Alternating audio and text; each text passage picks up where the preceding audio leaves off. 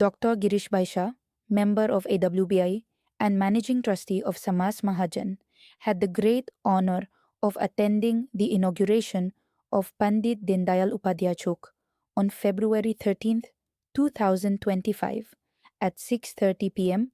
in Mumbai, along with his son, Rishabh.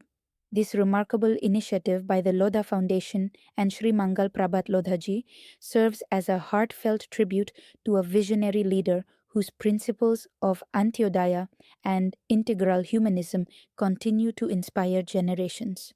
Heartfelt gratitude to Shri Devendra Fadnavis ji and all esteemed dignitaries for making this event truly memorable. Some glimpses. Party के लिए, संगठन के लिए काम किया। ये दीनदयाल जी पे जो एक चलचित्र है उसका हम लोग अवलोकन करेंगे।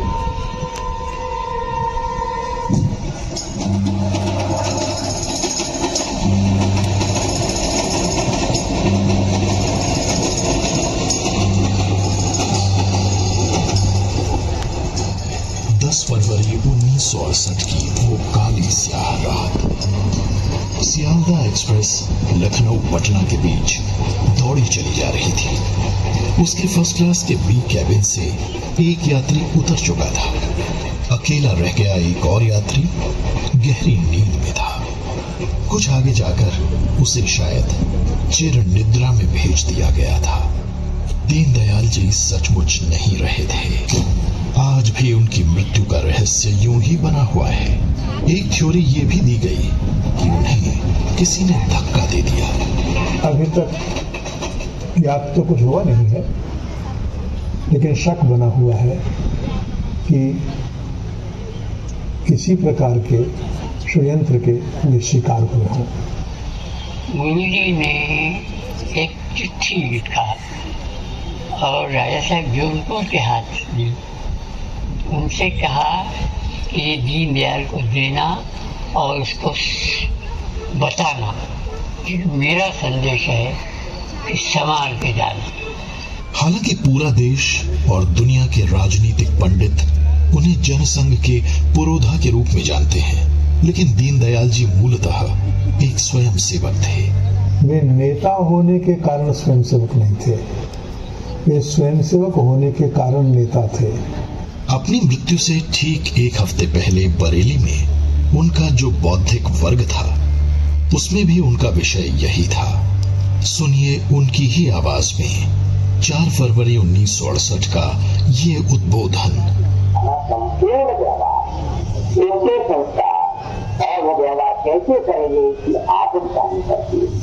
और उसमें से छोटा छोटा बड़ी बड़ी बातें नहीं, बड़ी बड़ी बातें राष्ट्रीय स्वयंसेवक संघ काफी अंदर कर रहा तो यही है कि भाई संगठन की बात, देश की बात, एकता की बात सब लोगों ने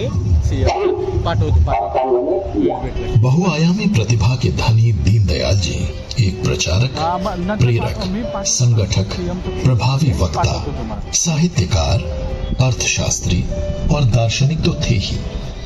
उनका एक गुण कम ही लोगों के ध्यान में आया, वो था उनका स्वर। उनकी ही आवाज में बरेली के शीत वर्ग में गाया गया गीत इसका साक्षी है। पंडित दीनदयाल जी उपाध्याय यहाँ के स्टूडेंट रहे हैं। हमने कई बार उनकी जयंती भी मनाई। हमारे बीच डिफरेंट काउंसिलर से प्रथम श्रेणी में उत्तीर्ण की। सीकर के महाराजा ने दीनदयाल जी को पदक के साथ छात्रवृत्ति भी बांध दी। ये है सनातन धर्म कॉलेज कानपुर। दीनदयाल जी ने भी बीए करने के लिए इसी कॉलेज में प्रवेश लिया था। ये है लाला हरदत्त राय छात्रावास।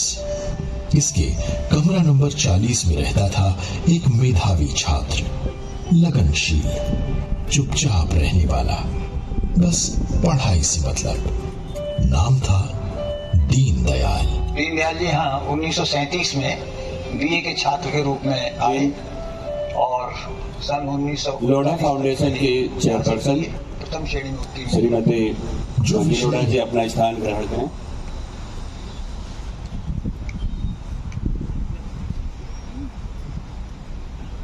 हाँ, पढ़ाए जाते थे उनका मन लगाकर अध्ययन किया, लेकिन दीनदयाल जी ने यहाँ वो शिक्षा और दीक्षा भी ली जो इस कॉलेज के पाठ्यक्रम का हिस्सा नहीं थी। जिन विद्यार्थियों को 0 अंक किसी भी विषय में मिलते थे, दीनदयाल जी उनको वो विषय पढ़ाते थे और पढ़ा करके उनके स्तर को अच्छे विद्यार्थियों के बराबर ले आते थे। बीए करने के बाद दीनदयाल जी एमए करने के लिए आगरा चले गए। यहाँ वे श्री नानाजी देशमुख और श्री भाऊराव जुगादे के साथ राष्ट्रीय स्वयंसेवक संघ की गतिविधियों में हिस्सा लेने लगे। सरकारी नौकरी की पेशकश छोड़कर वो राष्ट्रीय स्वयंसेवक संघ में प्रचारक निकल चुके थे। देश के लिए जीवन उनका मूल धर्म बन चुका था। अपने संकल्प के बारे में उन्होंने अपने मामा जी को जो पत्र लिखा, उसकी वानगी देखिए। राष्ट्र के प्रति समर्पण की जिद नजर आती है। जब किसी मनुष्य के किसी अंग को लकवा मार जाता है तो वो चेतना शून्य हो जाता है। इसी भांति हमारे समाज को भी लकवा मार गया है। हर एक तभी महसूस करता है जब चोट उसके सिर पर आकर पड़ती है। आपने मुझे शिक्षा दीक्षा देकर सब प्रकार से योग्य बनाया। क्या अब मुझे समाज के लिए नहीं दे सकते हैं?